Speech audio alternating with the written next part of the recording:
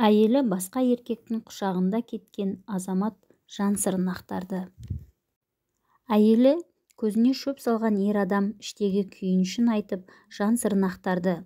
Ол балаларын тастап ауылдан қалаға нәпақа табуға келгенде осындай жағдайға тап боламын деп тіпті ойламаған көрінеді.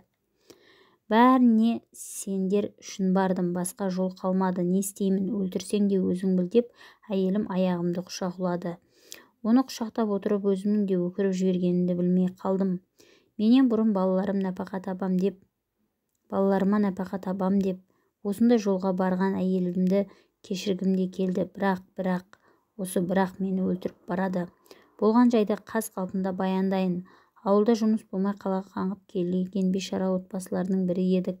2 баламызды әке-шешеміздің қолына тастап кеткенбіз. Қалада бізді қай жайлы жұмыс күтіп тұр дейсіз? Мен бір мекемеге күзетші болып, әйелім бір байдың баласын күтуші болып жұмысқа тұрдық. Күзетшінің жұмысы белгілі ғой, айлығы да шамалы, бірақ жоқтан бар. Әйелімнің жұмысы тәуір, таудың етегінде дәу үйі бар бір байдың баласын қарайды. Ол да мен секілді тәуліктеп жұмыс істейді. Аптасына 3 күн кезекпен барады. Түнде баланы қарап, сонда қонып қалады. Осылайша жүріп жаттық. 2 баланың анасы болса да жарым көрікті мүсінді еді. Жасы 25-тен енді ғана асқан. Бәлкім бай отбасына әйелімнің көркі, ауылда бала бағып өскені, пысықтығы ұнап қалса керек. Бірден бала бағушы қылып алған еді. Содан қойшы, уақыт өтіп жатты. Мен үйде болған кезде ол жұмыста, ол үйде болған кезде мен жұмыстамын дегендей. Бір-бірімізді кейде апталап көрмей қалатын кездер болды. Тек әйтеуір күніне бір рет ұялы телефонмен сөйлесіп тұрамыз. Алғашында пәтер жалдауға ақшамыз болмаған соң осы қалада тұратын сыныптасымның үйіне тұра тұрайық деп шешкен едік. Олар да қарсы болмады. Қазақтың қонақ жайлылығы ғой, жұмыстан келгенде тамағын даярлап қояды. Рахмет онысына. Бірде жұмыстан келіп тамақ ішіп сыныптасыммен теледидар көруге отырғам. Сол еді, әйелім келіп қолыма бір дәрілерді ұстата салды.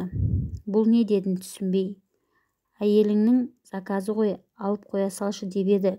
Өздерің қаңғып жұмыс істеп жүргенде бала көтеру неге керек? Дұрыс өстіп, сақтанып жүріңдер деп қояды досымның әйелі. Мен аң-таңмын, әлі де түсінбей не қылған дәрі деймін.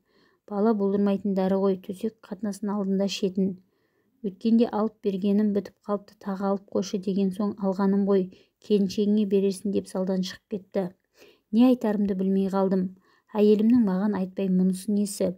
Біз соңғы бірер айда дұрыстап төсекте де болмадық. Дәріні не үшін ішіп жүр? Әлде өзгемен жатып жүрме? Көңіліме күдік кірді. Түнімен ұйықтай алмай шықтым. Ертеңінде демалатын күнім еді. Таңертең кезектен әйелім келуі керек. Сол кезде жағдайды анықтамақ болдым. Бірақ күдік кірген көңіл қиын ғой. Ойыма неше түрлі нәрселер келіп кетеді. Өзімді әрең тежеумен болдым. Таңертең кезегін өткізіп келетін әйелім түс ауа әрең келді. Телефонмен хабарласып едім, баласы ауырып жатыр, дәрігер күтіп отырмын, үйін жинап жатырым деп бір құлаш сылтау айтқан. Осының өзі көңіліме сезік әкелді. Таңертеңгісін досым да әйелі де жұмысқа кеткен. Балалары сабақта, үйде жалғызбын. Әйелім шешініп болмай, мынау не деп кешегі дәрілерді көрсеттім. Ол шошып қалды. Не қылған дәрі деп тіпті таңданыс білдірді. Кімді алдап тұрсың? Неге бұл дәріні білмей қалдың? Өзің заказ беріпсің ғой, айт шыныңды. Мұны не үшін ішіп жүрсің? Біреумен жатып жүргенің белгілі болды ғой деп тап берді. Ақыры не керек, әйелім бәрін мойындады. Сөйтсем баласын бағып жүрген үйдің отағасы қырындап әйелімді төсек қатынасына мәжбүрлеген көрінеді. Үнемі мол ақша береді екен, киім-кешек алып берген. Бір сөзбен айтқанда әйелім әлгі байдың көңілдесіне айналыпты. Бала көтеріп қалмас үшін амалсыз менен жасырып осы дәрілерді ішіп жүріпті. Егер сен қолыңнан іс келетін жақсы еркек болғанда, балаларыңды бағып үйде отыратын едім ғой. Балаларымның нәпақасы үшін соған бардым. Енді не істеймін? Өлтірсең өзің біл. Жерде екі бүктеліп жылап жатқан әйелімді не жұбатарымды, не тепкілеп ұрарымды білмедім. Тұрмысымыз дұрыс болғанда мұндай жағдайға тап болар ма едік? Қайтейік? Байқұстың тастаған таяғы сорлыға типті деген осы. Өкіріп жылап диванға отыра кеттім. Әттең қолдың қысқалығы, тұрмысымыз дұрыс болғанда мұндай жағдайға тап болар ма едік? Қайтейік, байғұстың тастаған таяғы сорлыға типті деген осы. Ертеңінде мен де ол да жұмыстан шығып ауылға қайттық. Болған жагдайды досыма айтқан жоқпын. Өз-өзімізді масқаралап қайтемін, бірақ ақша тауып балаларымызды асыраймыз деп келгенде әйелімнің осындай күнәға барарын кешіремін бе білмеймін.